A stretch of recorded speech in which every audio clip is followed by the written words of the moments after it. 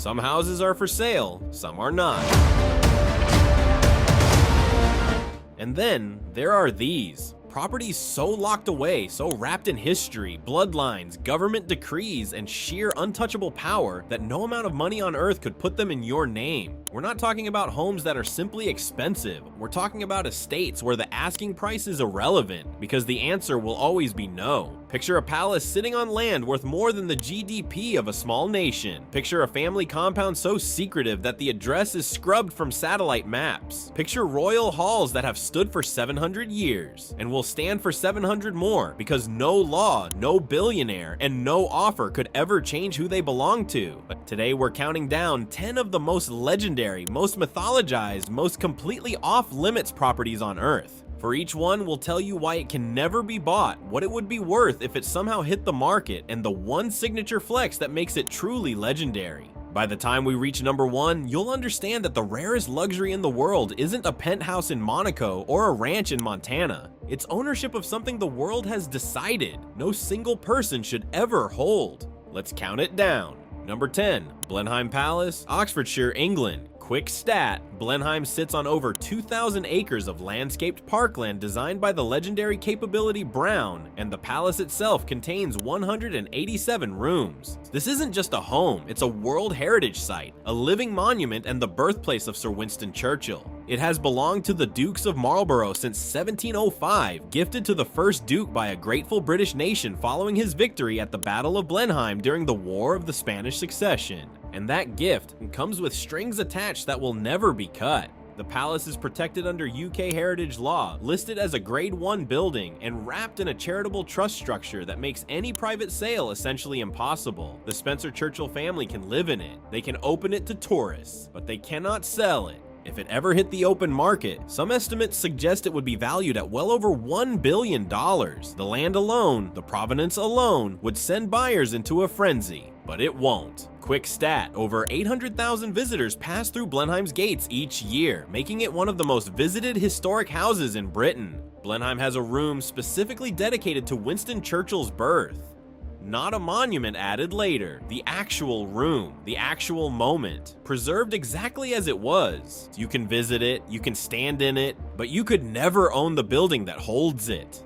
Number 9, Fredensborg Palace, North Zealand, Denmark. Quick stat, Fredensborg has been the official spring and autumn residence of the Danish royal family since the 18th century, making it one of the most consistently inhabited royal properties in Europe. While Buckingham Palace gets the headlines, Fredensborg is where the Danish royals actually live, not perform, live. Queen Margrethe used to take evening walks through the surrounding forest, and locals would simply let her pass. No crowds, no fanfare, just a monarch among trees. The palace and its grounds are state property, held in trust for the Danish crown under legislation that dates back generations. No market, no auction, no private transfer is legally possible. If it were valued today, the estate, including its formal gardens, lake views, and protected forest, would be believed to exceed $500 million by some property analysts who have studied comparable royal estates across Scandinavia. The garden at Fredensborg contains 69 life-size sandstone sculptures of Norwegian and Faroes peasants and fishermen commissioned in the 1760s. They have stood in those gardens for over 250 years. Most billionaires buy art to fill their homes. Fredensborg has a forest full of centuries-old stone people, and always has.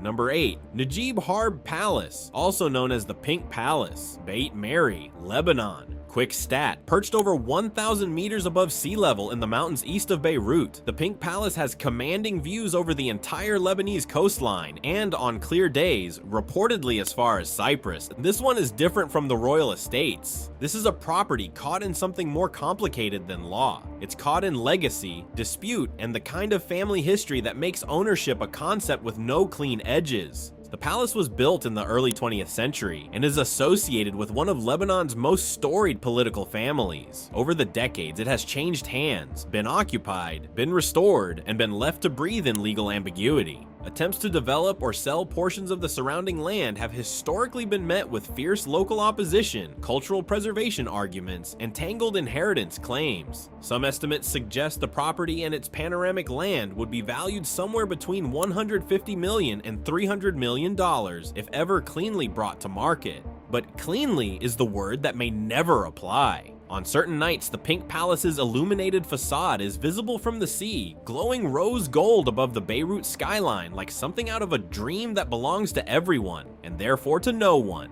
Number 7. Villa Leopolda, Côte d'Azur, France. Quick stat, Villa Leopolda sits on roughly 18 acres of the most expensive coastal real estate on Earth between Nice and Monaco, and has reportedly been valued at as much as $750 million, making it one of the highest valued private residences ever assessed in Europe. Built originally for King Leopold II of Belgium in the early 20th century, Villa Leopolda has passed through the hands of some of the wealthiest people in modern history. It is technically not off limits in the way a royal palace is, but here's the thing, it almost sold to a Russian billionaire in 2008 for close to $500 million, one of the largest residential transactions ever negotiated. The deal collapsed, the deposit was reportedly forfeited, the villa stayed. Since then, it has existed in that rare category of property that is so expensive, so complex, and so tied up in its own mythology that practical ownership becomes almost theoretical. The gardens alone, designed and layered over more than a century, are considered an irreplaceable horticultural achievement. During World War II, the villa was used as a field hospital. It has hosted kings, moguls, and heads of state. And the roses planted during the Belle Epoque era reportedly still bloom every spring, unbothered by everything that has happened around them.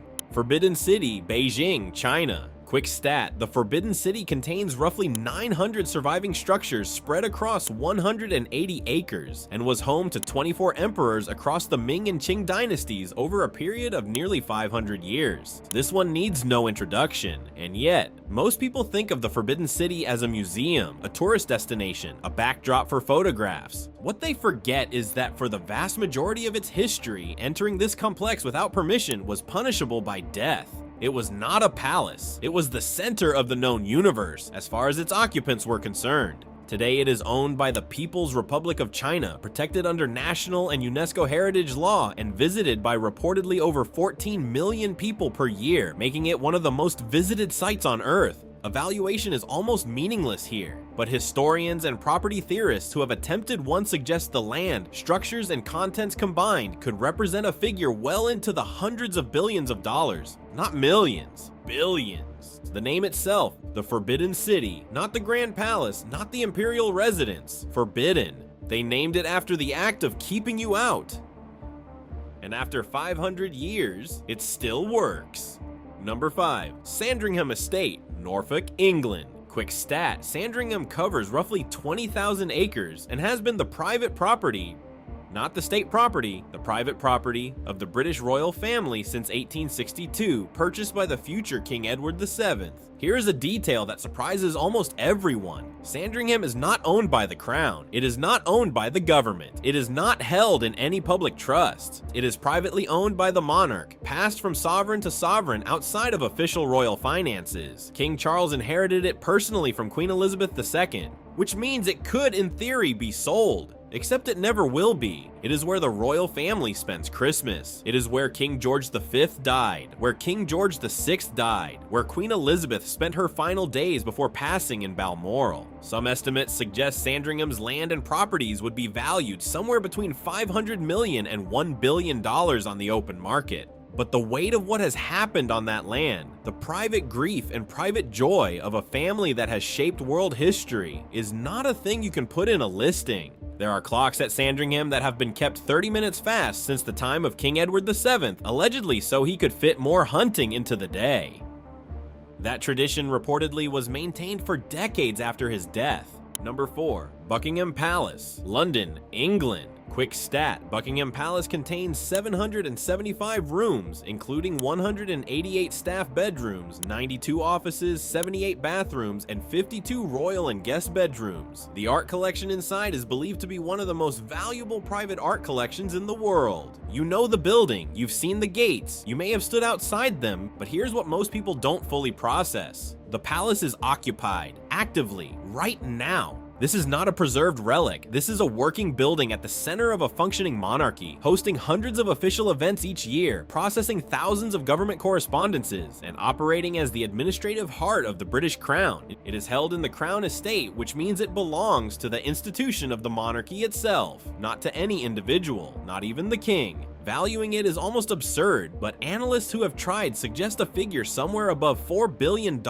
when accounting for the building, the art, the contents, and the location in the heart of one of the most expensive cities on Earth. The ballroom at Buckingham Palace is the largest room in the palace, used for state banquets and investitures. It seats over 150 guests for dinner. The table linen alone takes 2 days to press.